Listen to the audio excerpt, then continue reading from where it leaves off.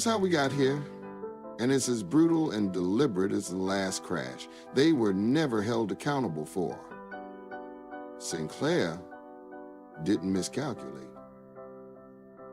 Sinclair buried itself in debt to buy the regional sports networks from Fox, which had been offloaded after Disney took what it wanted and discarded the rest. Everyone involved knew the debt could never be repaid. Cord cutting was already hollowing out the model. Math didn't add up, and it wasn't supposed to. Repayment was never the goal. Control was. Control of local sports, control of distribution, control of a public asset that cities had already paid for with taxpayer money. His is extractive, exploitative finance. The same logic that fueled the housing collapse. Load the system with debt, strip fees while it still stands, securitize the risk, and when it collapses under the weight, use bankruptcy and restructuring to wash the hands clean. Equity disappears. Creditors step in. The same bankster class re-emerges on the other side holding the assets. Without the obligations, the public eats the loss.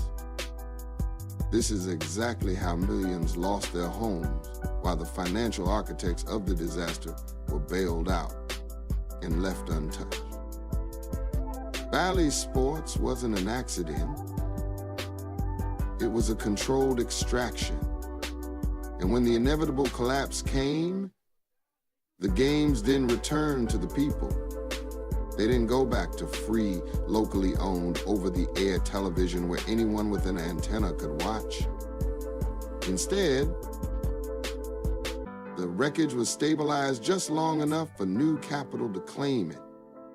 That's where Amazon entered. $115 million injected into the carcass, not to restore public access, not to fix what was broken, but to secure equity and distribution rights born directly out of bankruptcy. That money bought Amazon a minority stake in the reorganized shell and privileged access to the broadcast pipeline. They didn't need to buy teams. They bought the failure itself. And this cruelty has local stewards. It has mayors who understand this system intimately because they come from it. A mayor who enjoyed a decade-long private equity sinecure at Hall Capital knows exactly how extractive finance works. He knows debt is power. He knows collapse creates opportunity.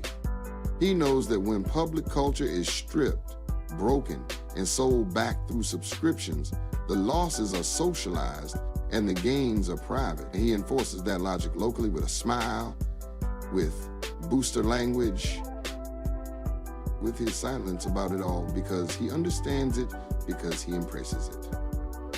This is what happened. A public good was turned into collateral. It was broken by design. It was rescued for profit. And now they want you to believe this was progress.